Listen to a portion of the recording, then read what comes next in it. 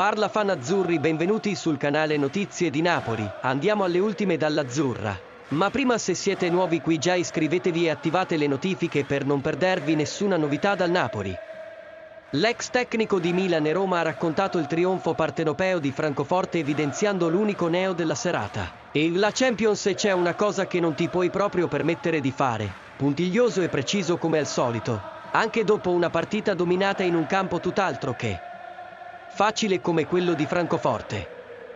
Fabio Capello ai microfoni di Sky ha sottolineato un aspetto della trionfale serata del Napoli di Spalletti che non gli è piaciuto. Siamo in Champions e certi errori non puoi permetterteli, ha detto l'ex grande allenatore. Quindi bravissimi a tutti.